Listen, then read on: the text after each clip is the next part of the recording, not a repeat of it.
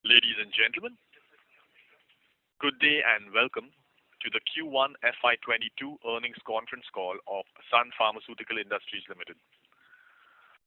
As a reminder, all participant lines will be in the listen-only mode, and there will be an opportunity for you to ask questions after the presentation concludes. Should you need assistance during the call, please signal an operator by pressing star then zero on your touchtone phone. I now hand the conference over to Mr. Nimish Desai, Head of Investor Relations. Thank you, and over to you, Mr. Desai. Thank you. Good evening and a warm welcome to our first quarter FY22 earnings call. I'm Nimish from the Sun Pharma Investor Relations team. We hope you received the Q1 financials and the press release that was sent out earlier in the day. These are also available on our website. We have with us Mr. Dilip Shanghvi, Managing Director, Mr. C.S. Muralidharan, CFO, Mr. Abhay Gandhi, CEO of North America, and Mr. P.C. Ganonkar, CEO of India Business. Today the team will discuss performance highlights, update on strategies, and respond to any questions that you may have. As is usual, for ease of discussion, we will look at the consolidated financials. Just as a reminder, this call is being recorded and a replay will be available for the next few days. The call transcript will also be put up on our website shortly. The discussion today might include certain forward-looking statements, and this must be viewed in conjunction with the risks that our business faces. You are requested to ask 2 questions in the initial round. If you have more questions, you are requested to rejoin the queue. I also request all of you to kindly send in your questions that may remain unanswered today. I will now hand over the call to Mr. Shanghvi.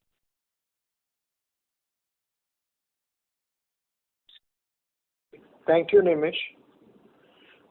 Welcome and thank you for joining us for this earnings call after the announcement of financial results for the first quarter of FY22. I hope you and your family are safe and healthy. Let me discuss some of the key highlights.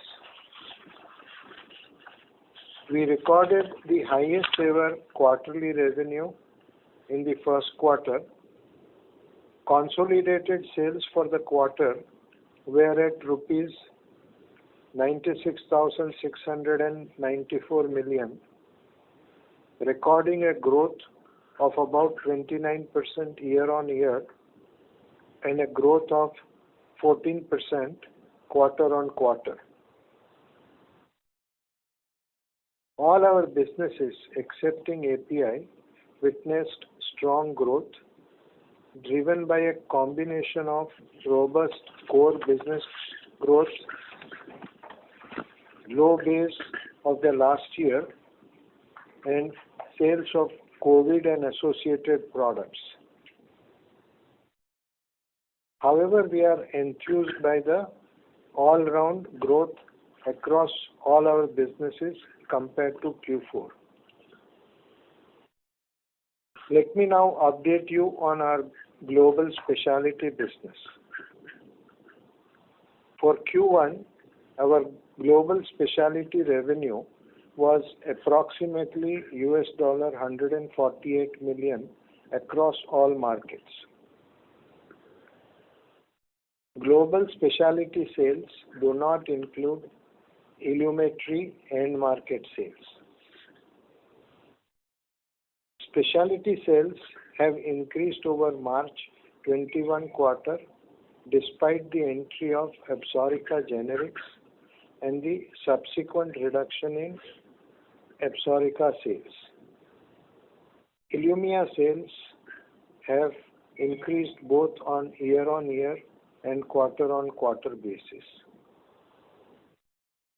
We are encouraged by the sequential growth recorded by Ilumya and also by Cequa, and we expect it to record strong double-digit growth during the year. Ilumetri sales are also ramping up as it gets launched in more European countries. Specialty R&D accounted for approximately 26% of our total R&D spend for the year. Abhay will give you more details on the specialty business later. I will now hand over the call to Murli for discussions on the Q1 financial performance. Thank you, Mr. Shanghvi. Good evening, everyone, and welcome to all of you. Our Q1 financials are already with you. As usual, we will look at the key consolidated financials. Q1 sales are at rupees 96,694 million, up by 29% over Q1 last year. Material cost as a percentage of sales was 27.4%, which is higher than Q1 last year due to product mix and geography mix. Staff cost stands at 18.2% of sales. Other expenditure stands at 26.6% of sales. Increase in absolute value of other expenses is attributed towards higher selling and promotion expense on R&D, while in Q1 of last year, these expenses were lower on account of total lockdown across markets. As indicated in our past earnings call, the expenses are seeing an increasing trend across all the markets as we reach full normalization, though they are currently restrained. Forex gain for the quarter was rupees 799 million compared to gain of rupees 792 million of Q1 last year. As a result of the above, EBITDA for Q1 was at rupees 27,717 million, up by 59% year on year, with resulting EBITDA margin at 28.7% compared to 23.3% for Q1 last year. Let me now briefly discuss the exceptional items for Q1. Taro has made a $60 million provision relating to its ongoing multi-jurisdiction civil antitrust matters.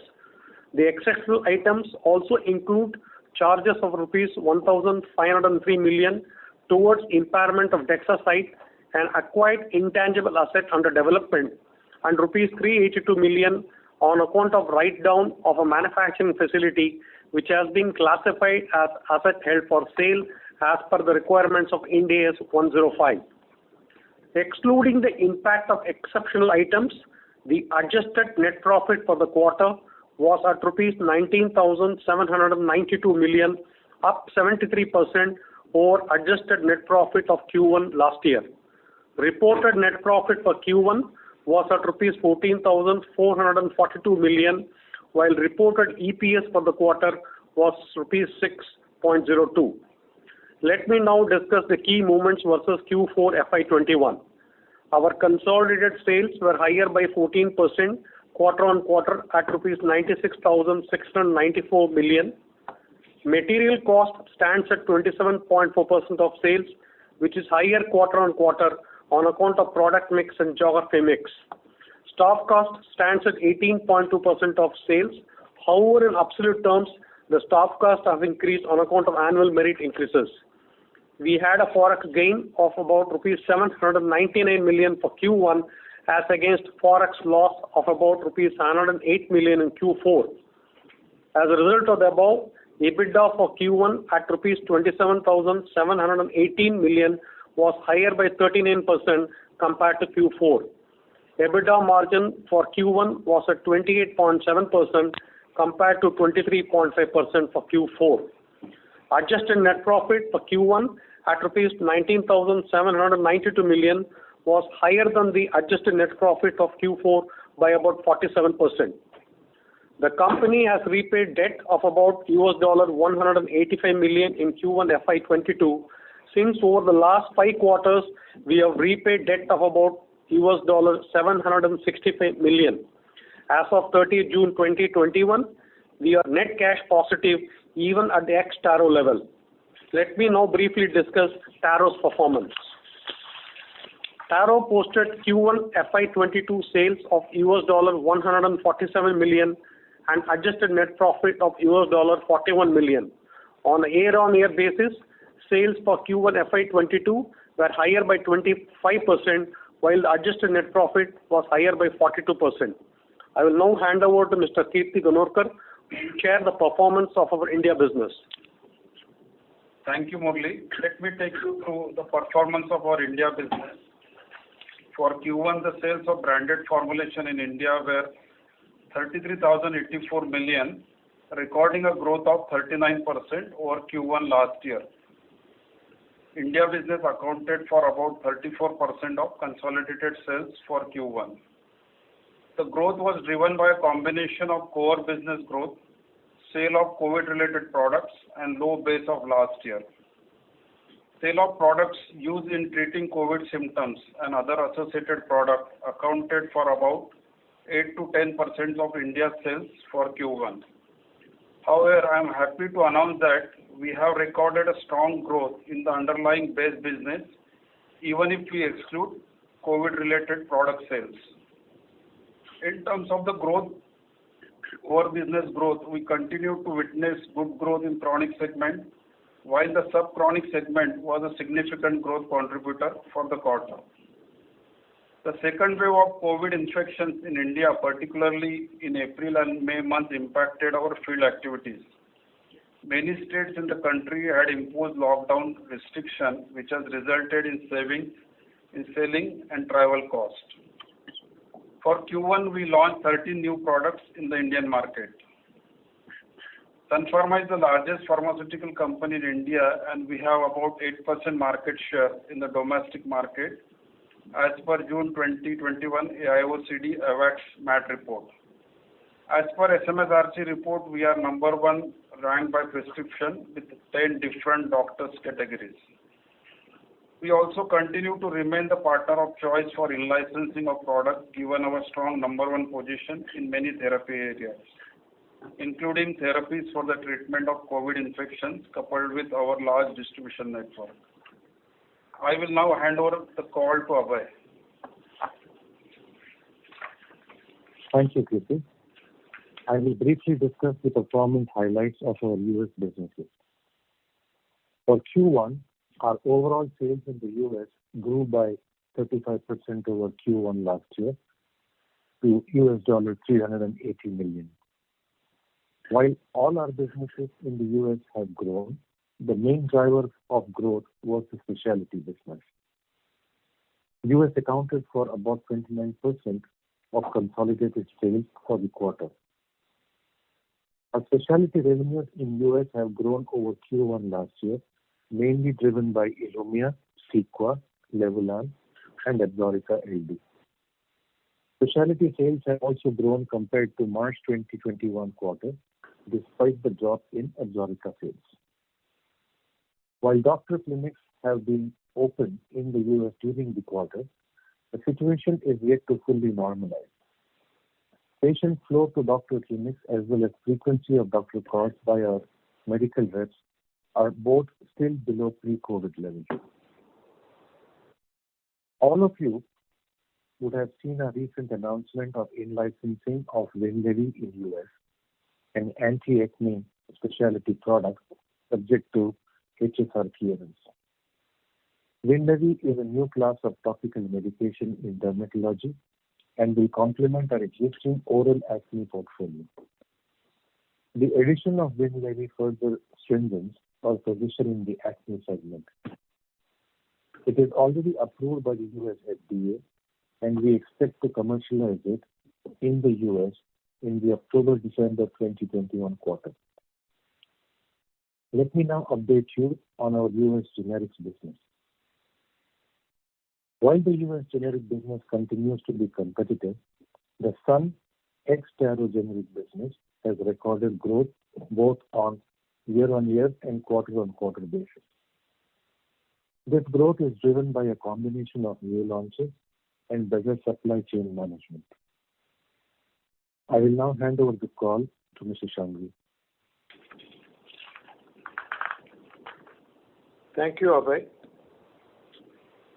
I will briefly discuss the performance highlights of our other businesses as well as give you an update on our R&D initiatives.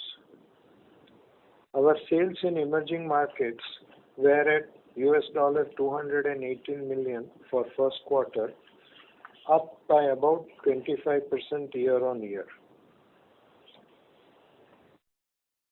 The underlying growth in constant currency terms was about 19%, and emerging markets now account for about 17% of total sales of Q1. Formulation sales in rest of world markets, excluding US and emerging markets, were $185 million in Q1, up by about 35% over Q1 last year. ROW markets accounted for approximately 14% of the consolidated Q1 revenues. API sales for Q1 were at rupees 5,149 million, down by about 7% over Q1 last year.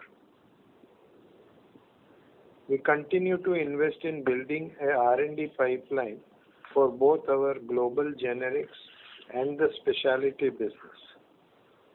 R&D efforts are ongoing for the US, emerging markets, ROW markets, and for India. Consolidated R&D investments for first quarter was at rupees 5,926 million compared to 4,206 million for Q1 last year. Our current generics pipeline for the US market includes 86 ANDAs and 13 NDAs awaiting approval for the from the US FDA. Let me now update you on our specialty R&D pipeline with multiple clinical trials ongoing for enhancing our specialty portfolio.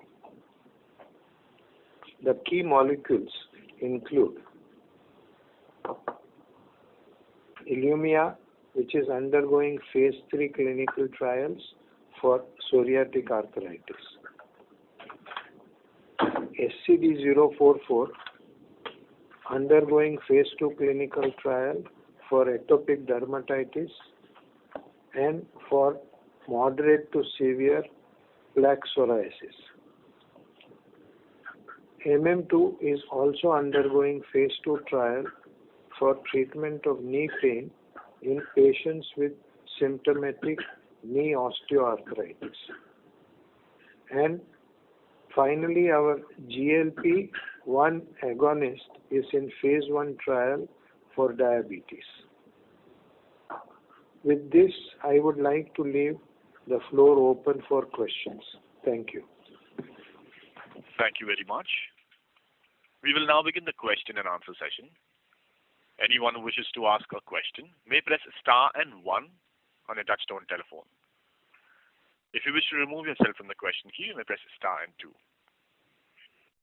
Participants are requested to use handsets while asking questions. Ladies and gentlemen, we will wait for a moment while the question queue assembles. To ask questions, please press star and 1.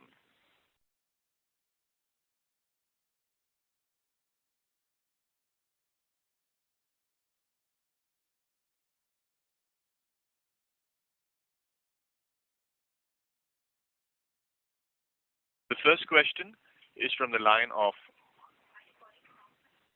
Neha Manpuria from JP Morgan. Please go ahead. Thank you for taking my questions.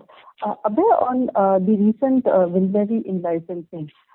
Just wondering, when we launch this product, given we have the Absorica sales force and the Derma sales force already, how should we look at the incremental cost associated with launching Winlevi in the later half of this year?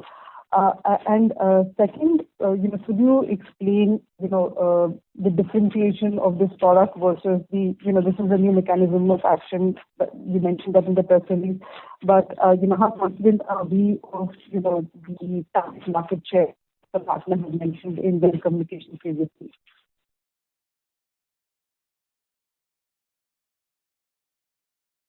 So maybe I'll start with the last question first. Clearly acne, as you know, is a multifactorial condition.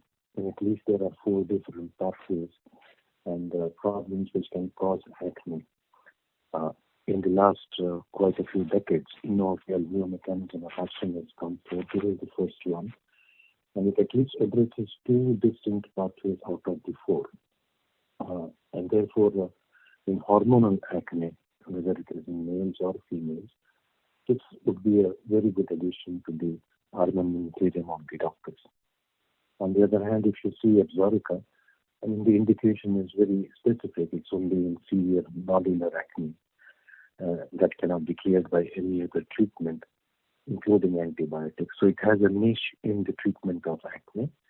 Our expectation is that Winlevi would have a far more broad-based appeal. So for us to be able to handle two acne products in the same team like you thought it was, should be definitely possible.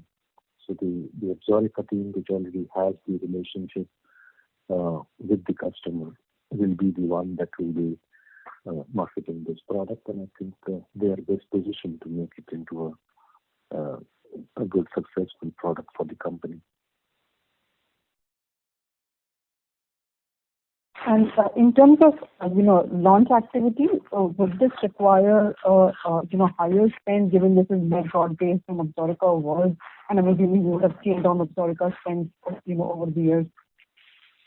So in the HSR period, I mean, we are not allowed to plan ahead of what we will do, but conceptually, as it's a new product, there will be a certain investment which will have to be made to familiarize doctors with the product.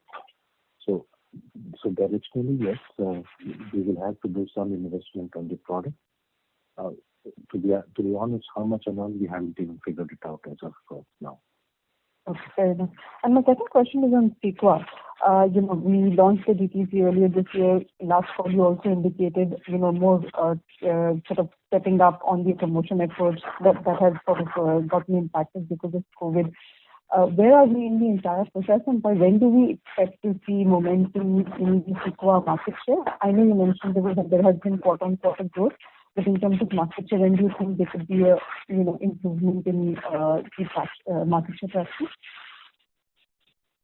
So I think we are gaining market share. That's my understanding.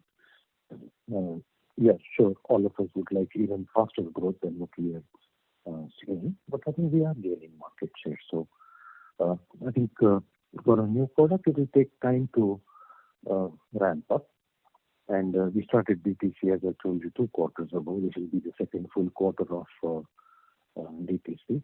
So I think we will see improvement, and that's what the team is focused on anyway. Oh, thank you so much, Abhay. Thanks, Neha. Thank you. The next question is from the line of Damayanti Kerai from HSBC Securities and Capital Markets. Please go ahead. Yeah, hi. Am I audible?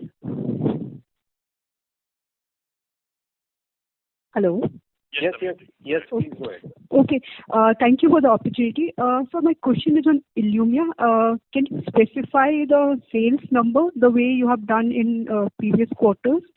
And I just also wanted to know the progress of launches in other markets such as Japan, Australia. If you can share some update in quantitative terms, say market share gain or sales, how we are progressing in ex-US market wherever we have launched. So that's my first question. Murali, can you help me with the global number that we have given up? No, Abhay, I think we've shared the annual number. Total specialty business is what we have given. Yes, correct. Yeah. So we've not given product numbers.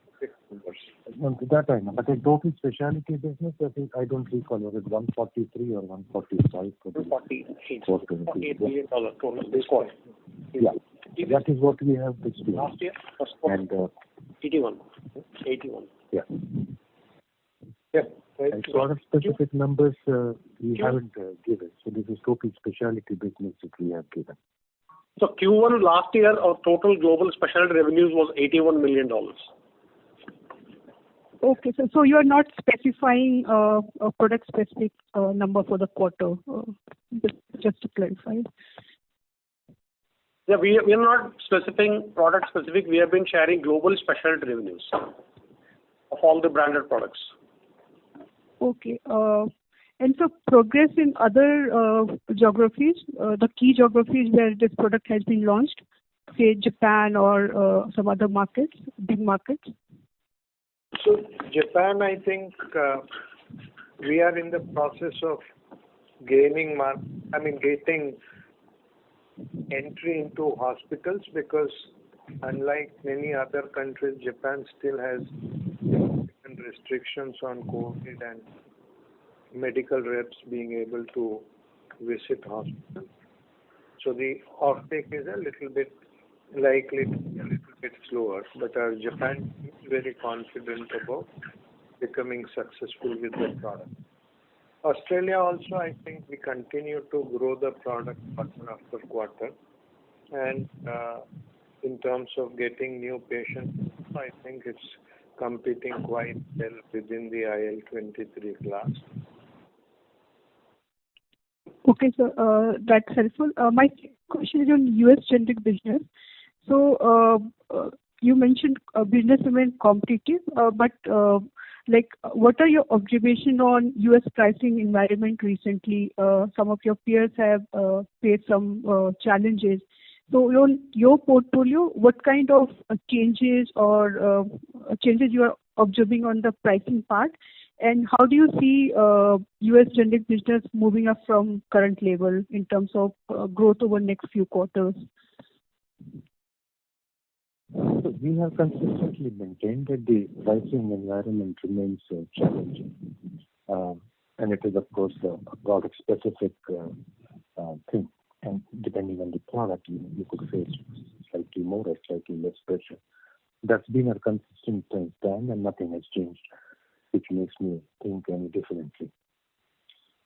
Having said that, in that environment, I mean, we have to continuously try and find ways to grow the business. New product launches is one avenue, and of course, trying to increase the share of existing portfolio of products through both in-market activities as well as better management of supply chain, I think are the critical components of our strategy. Okay, so thank you. I'll get back in the queue. All the best. Thank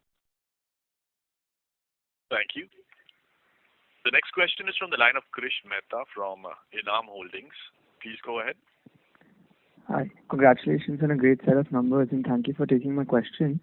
So I wanted to ask on the plaque psoriasis second indication for Ilumya, which I think you said was psoriatic arthritis. So the phase 3 trials, when are we expecting the results? I think there's some confusion. I said that Ilumya is undergoing a phase 3 study for psoriatic arthritis. Right. It's already approved for plaque psoriasis. Right. That SCD-044, the product that we licensed from Spark, undergoing phase 2 trial for atopic dermatitis as well as for it's a oral ADG1 antagonist. So, and we are very that the product is likely to be very effective orally working agent. And what's the market size for psoriatic arthritis if the product gets approved? Abhay, you want to respond about Ilumya? So I don't have the exact number which I can speak to. We know it's a large market, but to be able to break down by indication of different products is a difficult task. So I don't have that granular detail where I can give you a number and say it's a market of this size. Right, and just to follow up on the first one, just to clarify, the it's phase a large 3 trial. indication, if that helps you. It's a large indication and a large size of market. I don't want to misquote by giving you a number in mind. Right, and just to clarify on psoriatic arthritis, it's undergoing phase 3 trials, right? So when do we expect these results? I mean, we haven't disclosed the timeline, but I think the trial is currently recruiting patients across centers. Okay, thank you so much. Thank you. Thank you.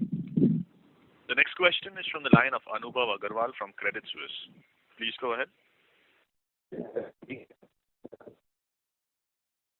You report Absorica AG sales. In this $148 million, is the Absorica AG sales included, or that's included in the US revenue? Absorica and Absorica LD both are included, Anubhav. No, I was talking about authorized generic that you launched. AG. He's asking AG only, authorized generic. No. I think it will be in the generic sales. It's in the generic sales. Okay, so this specialty, and with the lower cost that we're running right now. Anubhav, you were breaking up, so I don't know who the question is for, but at least I'm not able to get part of your sentence. Sorry, I was saying that for the specialty, now we have a higher scale and lower cost. Have we achieved EBITDA positive in this segment now?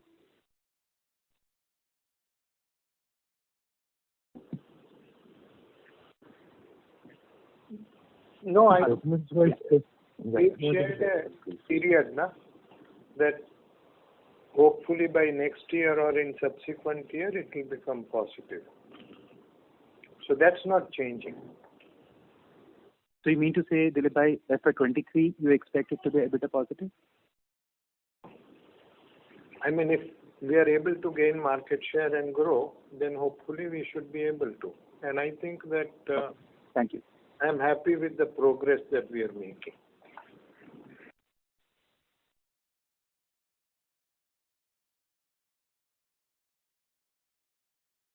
Thank you.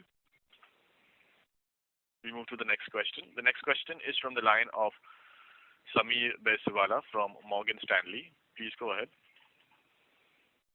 Hi, thank you and good evening, everyone. So the first question is on Winlevi. I'm just wondering, it's a mature market in the sense that you've got other options for topical treatment of acne. So how important is a new mechanism of action if the old mechanism is working perfectly fine? And just on the reimbursement environment over here, I would imagine that there would be a lot of generic, lower cost, options available. So who would you be competing against? Would it be these generics that you need to convert back into significantly higher priced Winlevi? Just your thoughts on this. So when you speak to doctors, I think the level of dissatisfaction with the current available options for the treatment of acne are very real in the doctor's mind. And because really speaking, what will work and what will not work and the level at which the doctors will see a skin clearance for acne patients is a challenge that they all face. And that's the reason why in acne, polypharmacy is very commonly used by doctors. And the rate of changeover from one drug to the other is also pretty high. So the need of a doctor to get something more, especially a new mechanism of action, is very real. And so I don't think it's a saturated market the way you say. Sure, some molecules like the ones that we probably are alluding to are genericized, but there is always a place for a new mechanism of action. Similarly, when you talk about access, a new mechanism of action is always helpful to gain access. And I think we haven't even started the work till the HSR clearances are through. But at some point in time, when that is done, we have to start thinking through the value prop from a payer perspective. But too soon for all that.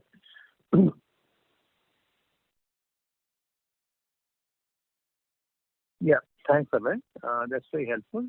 Just a small point, I think your voice is a little faint, so if you can speak a bit, maybe it would help. The second question I have is about the generic business in the US. So a couple of points. One is, it's been very long, I would say 10, 15, even 20 years since, the pricing has been eroding, not only for new products, even for the base business. I mean, is there some sort of a time when you say we are at the bottom of the pricing? How can it go on eroding the base business, the older molecules? That's one. And second, so where do you see the opportunity for complex generics over the next 5-year period, and how is Sun positioning to benefit from this? So, you have a $1 million question, which I don't think anybody in the industry has an answer to, of where is the bottom. So, really don't know the answer to that. We all hope it is today, not even tomorrow. But I don't see that happening in the near future, at least. How the industry will pan out and reorganize itself going ahead is a question on everybody's mind, but no real solution. I think. What was the other question, Anubhav? Samir, I think Abhay is asking more about the complex generics and how are we positioned for that. But before you respond to that, Samir, my own view is that this business will continue to see price erosion because there will always be some products which have excess margin. I think you reach a saturation of pricing on some products. When they reach there, then I think competition clears out and maybe the product may see also price increase in future. But that's how the business is structured. Yeah. Abhay, I think you can... And surprisingly, if you see that even in the last 4 or 5 years, with the price pressure being there, you can see that a large number of companies, new companies, are still coming into the market and registering products, maybe a single product, maybe 1 or 2 products. But competition is intensifying. FDA is giving, permissions and approvals to products. So the competitive environment is actually gaining strength rather than reducing. Thanks for this, sir. The second part, the complex generics. So complex generics is something that we are focusing on, and some of the products that we have launched, we are able to do reasonably well. It's also a learning process for us because sometimes for a complex generic, the mode and way that which you sell a normal retail generic versus a complex generic is different. You have to go through the specialty network and so on. So it's a good learning process, and I think we are learning rapidly. And in whichever products we are launching, I think I'm reasonably happy with the share that we are starting to see. No, so the question is about next 5 years. Where do you see the opportunities? Just a broad segment. Is it oral modified release or sort of a long acting injectables or some of those categories? I just want to ask here: is it a fertile ground or is the ground drying up? And there aren't too many opportunities. So I cannot pinpoint to a technology and say that if you have a portfolio of say injectables or this or that, that's where the opportunity is. I think we tend to look at opportunity more from a product or a portfolio point of view, and the channel in which we can have a substantial offering, which you can then become meaningful to the buyer. So that's how we tend to look at it, rather than focus on a technology platform in the complex generics. Now, sure, a lot of them happen to be in the injectable space. Some of them happen to be the inhalation space. So that does happen, but our focus is more to try and look at it from the customer and secondly from a product perspective rather than get technology focused. Okay, thank you very much. Thank you. The next question is from the line of Anmol Ganjoo from JM Financial. Please go ahead. Yeah, hi. Thanks for taking my question. My first question is on domestic formulation. I know there's been commentary to the effect that it does contain a fair amount of COVID contribution, but if I look at our portfolio and a sequential bump up of close to 600 crores in domestic sales, a significant part of it has to be driven by some of the other factors like pent-up demand and some normalcy in this quarter as well. Besides that, we also seeing things like consolidation of market share. So I just want management commentary to the effect that how much of incremental 600 crore sequential sale is attributable to COVID. I know I won't get a number for that answer, but any help directionally would help. Sure. I think I already shared at least the directionally the COVID numbers, 8 to 10% of our sale for the quarter. So I think the way we should look at it is we have grown on a base business also. So I'll put this into three buckets. One is a chronic business, then semi-chronic and acute. So what we saw, our chronic business good growth, then semi-chronic has done exceptionally well. And the acute business is also in line with the expectations. So in quarter one, all three businesses has performed well.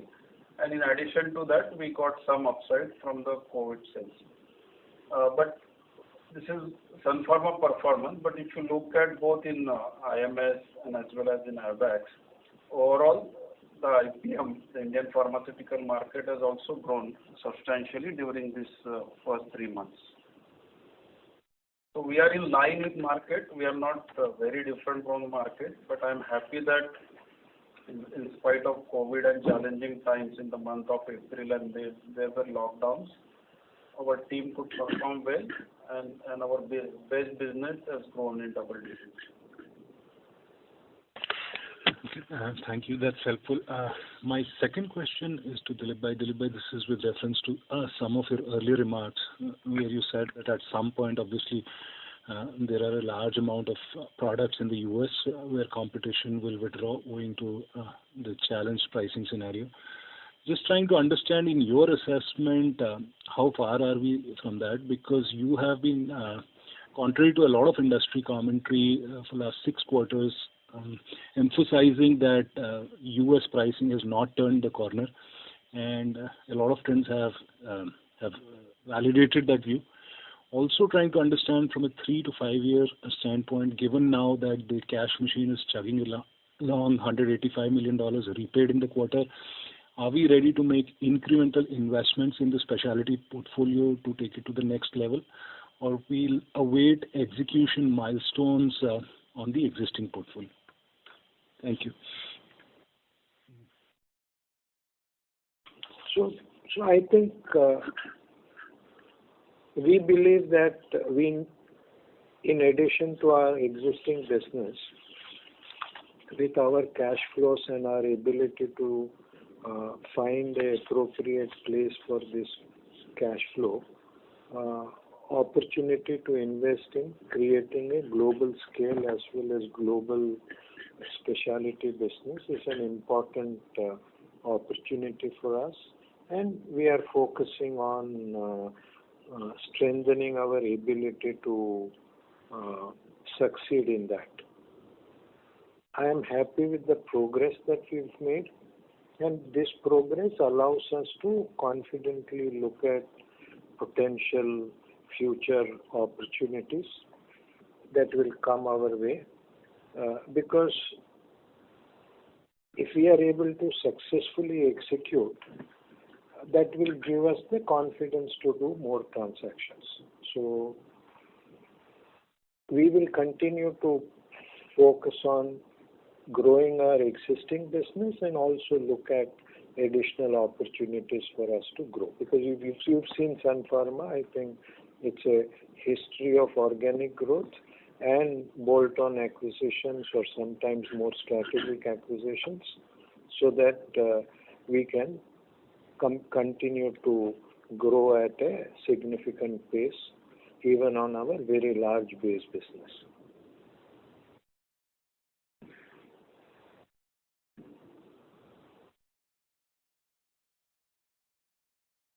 And the earlier part, that will we also position for the fact that at some point generic pricing will bottom out?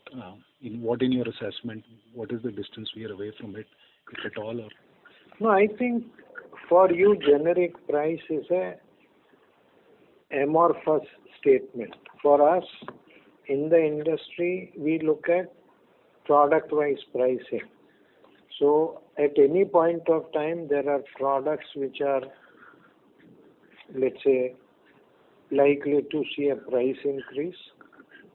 At the same point of time, there are products which are likely to see a price reduction. And some products may remain stable. So the impact of this on different companies is different because which is the larger percentage of their product portfolio. And this is something which we have to keep in our perspective so that we can anticipate and say if Taro has seen significant price erosion quarter after quarter over last maybe 3-4 years. Similar level of price erosion Sun hasn't seen because we had larger percentage of product in what you call already highly competitive marketplace. So I think it's a price erosion is an impact which is different for different companies. And that's not going to change. So if tomorrow, let's say, we have it out of our existing business, a large percentage of business coming from high-priced, very profitable products, then with new competition coming, we will also see price erosion. The trick is to keep on rejuvenating your product portfolio so that you can continue to grow the business in spite of eroding part of your sales.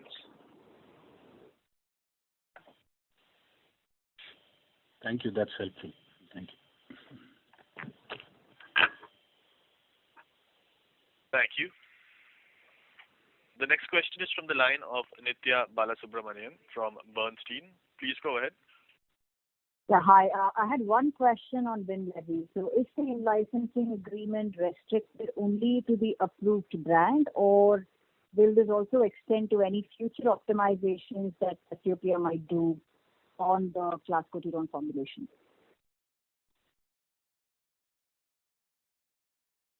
So right now it is on the approved brand only, and for both US as well as Canada. And to the best of my knowledge, I don't think they have any product life cycle management research going on the specific product in question. Okay. The other one was actually on India SG&A expenses. So if I look at your other expenses line item, it's broadly flat quarter on quarter. So just wanted to get a sense of, would you say that sales and marketing expenses in India have largely normalized? Was Q1 a normal quarter, or there was of course wave 2? Should we expect to see these numbers inch up when things are hopping back to normal? So in our readout also, I have said that the current quarter expenses have restrained. Yes, the second wave was more so in India and not same across all geographies put together. There are expenses which have increased. However, there are a lot of moving parts. Like we have some savings in traveling, maybe in India, but at the same time, with other expenses, we have the R&D which has increased a good component of that. So we do expect expenses to increase as full normalization happens, but we saw definitely in this quarter the expenses were currently restrained. That's what we shared in our readout. All right. Thank you. Thank you. The next question is from the line of Surya Patra from Phillip Capital. Please go ahead. Yeah, thanks for this opportunity and congrats for the great set of numbers. Just on the branded business, it's almost like 70% of our business is branded business. If I just put together all domestic, emerging, and ROW kind of. So then all these markets has really delivered a strong double-digit YY growth. And sequential improvement is also in the range of 15 to 20%. So, is it driven by some kind of a channel filling because we are coming out from a lull period to a kind of normalized period? Is it that, and hence, accordingly, we have seen a kind of bump up in the overall profitability or margins? Can you just add something to this, whether this is a kind of a quarter-specific trend or kind of a possibility of a continued momentum that we can see?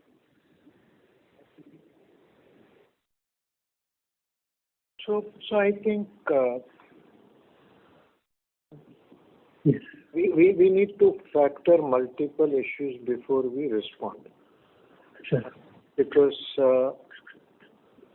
current COVID status across different markets is very different, and we have no understanding of how that is likely to impact the business. And I'm talking specifically about international business. Sure. Let's say even in India, we are looking at a potential third wave, and we have no understanding of how severe that wave will be. So in such a situation, to give out a long-term or even a significant guidance number that we will continue the growth or not continue the growth, I think would be responding without having adequate operating control.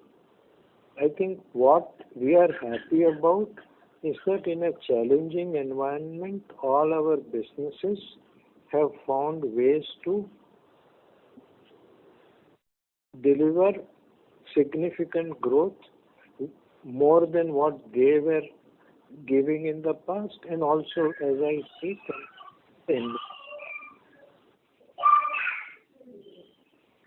Hello. Yeah, so I think that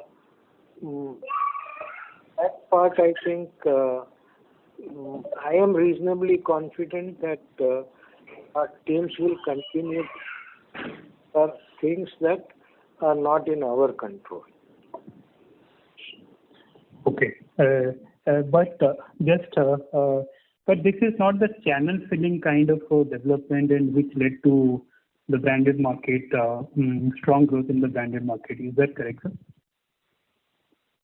Yeah, I mean, that's something which we are very, very closely monitoring all the time. We track secondary inventory in the marketplace with customers on a ongoing basis. Okay. My second question is on the specialty spend. So now, since we are getting ready for a kind of additional product introduction, and we are also seeing a kind of healthy progress in the overall specialty portfolio, and hence possibly no incremental spend that we should be possibly seeing.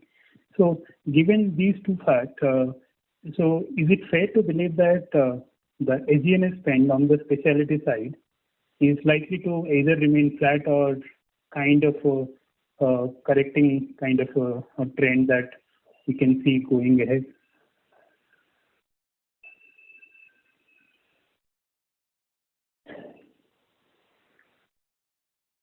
Abhay, maybe you can respond.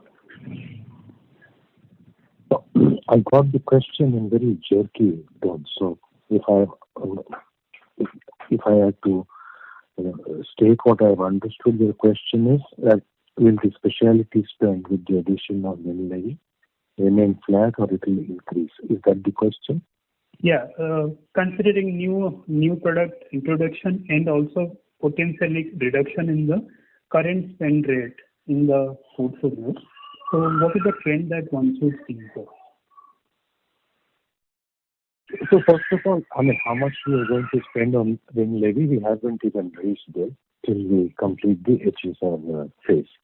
But having said that, I mean, I said conceptually a new product will require some investment going in.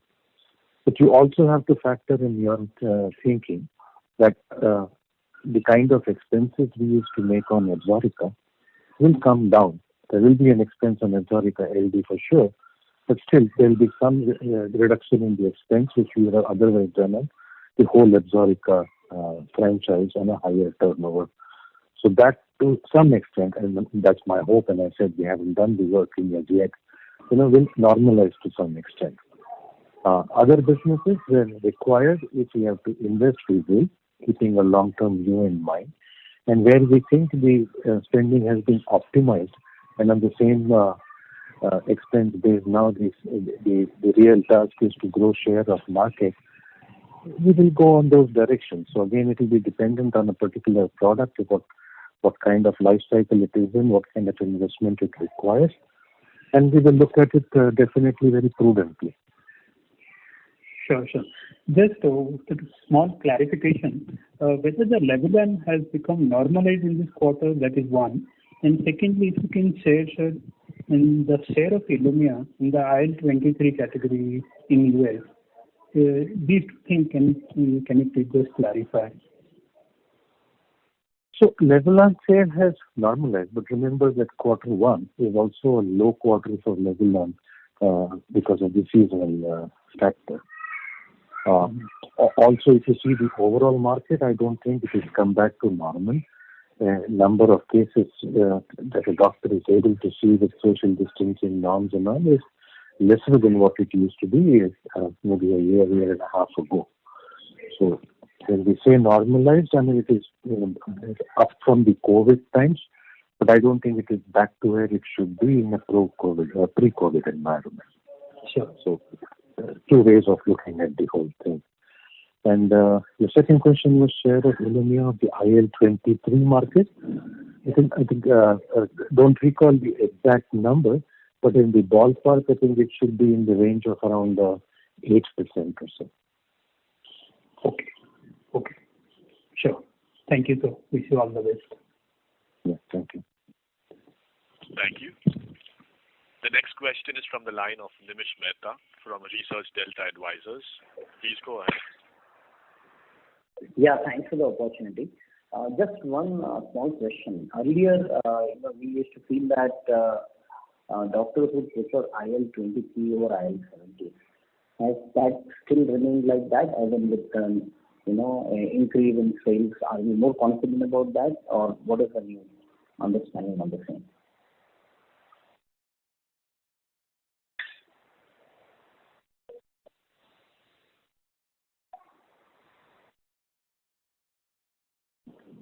Abhay, you were responding? No, sir, I didn't get the question. As I said, I'm not getting the voice very clear. He's saying that IL-23 over IL-17, if doctors prefer it, then... Right. I mean, that's it. That's what I understood, Nimish. So what is your question? Yeah, it's the same. So earlier we had this assumption or feeling, and I just want to know whether we still hold on to it, or is there any change in the view, or even if it is consolidated, that would be helpful for me to understand. So I still haven't understood the question. What is the What he's saying is that you said in one of your calls saying that doctors like IL-23 over IL-17. Right. So whether that's still your view? Yeah, that is still my view, clearly. I see no reason to kind of look at this any differently, because even though IL-17 is growing, IL-23 is growing much faster. Exactly. If you see the top three products in terms of growth in the overall therapy, the IL-23s are the ones which are driving the market. Skyrizi is number one, and Ilumya is number two in terms of growth. So the driver for growth of the overall category is driven by IL-23, and therefore I think I'm comfortable standing by my view that doctors are happy with the performance of this class of drugs. Understood. Yeah. Thank you very much. That was it. Thank you. The next question is from the line of Shyam Srinivasan from Goldman Sachs. Please go ahead. Hi, thank you for taking my question, and good evening, everyone. Just the first one, margins have clearly surprised on the EBITDA side this quarter. We've moved out of that range of whatever 20 to 24%. So just want to understand, I know you don't give point guidance, but how should we look at this as we go forward? I'm just trying to tie some of the comments around SG&A going up, but Is there something that we need to keep in mind? I also noticed that this is one of the few times that gross margins have come down, but EBITDA margins have gone up. So I know there are a lot of moving parts, but just anything that can help us directly on EBITDA margin.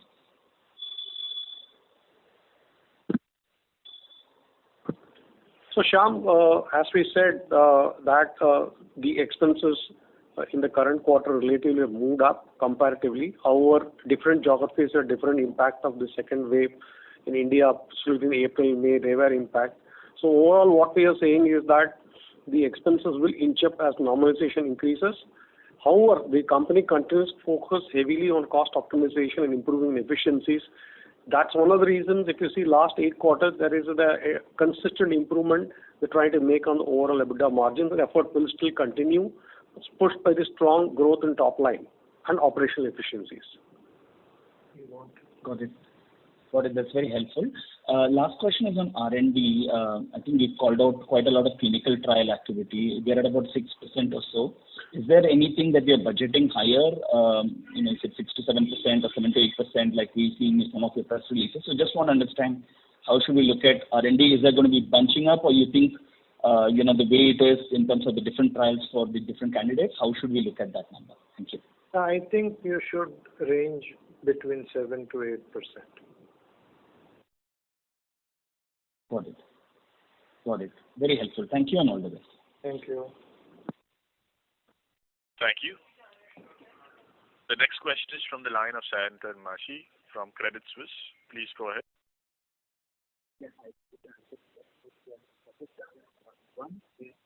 We can't really hear you. I can't hear at all. If you're not... Guys, is this better? Yes, please go ahead.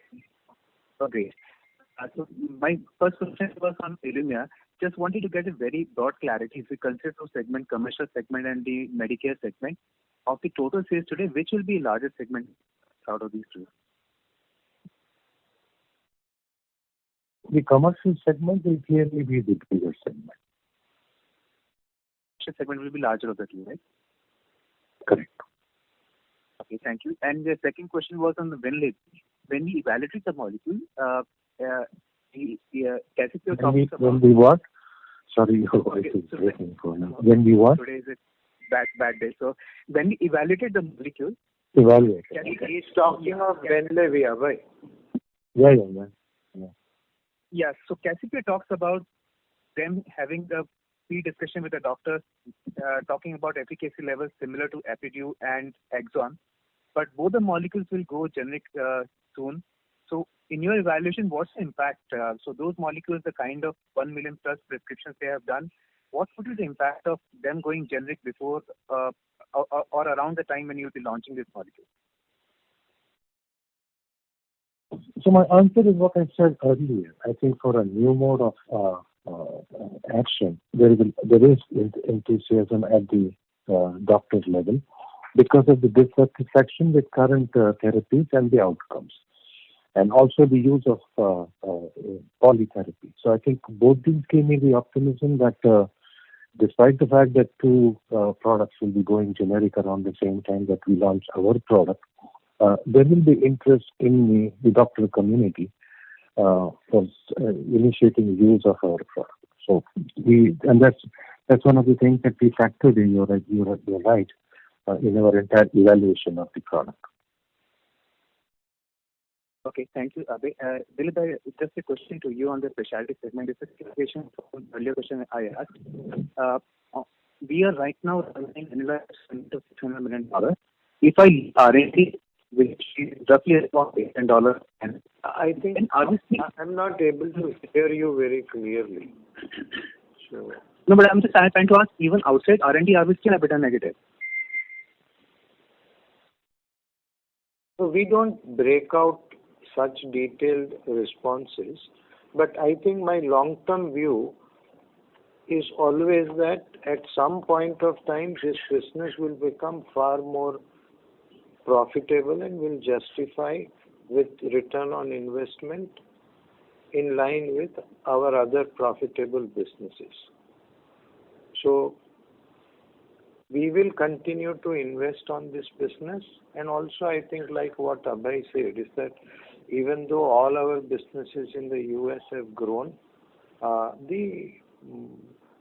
specialty business has grown much faster. Now, and we are expecting that because we have a relatively low share of the overall business, we have significant opportunity to become bigger. Thank you, Dilip. Thank you.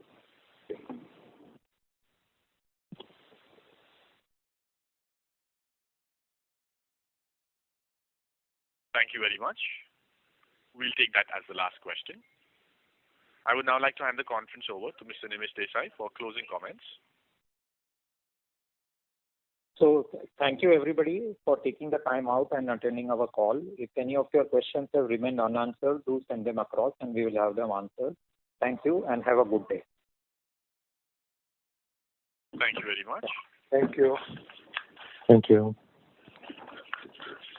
On behalf of Sun Pharmaceutical Industries Limited, that concludes this conference. Thank you for joining us, ladies and gentlemen. You may now disconnect your lines.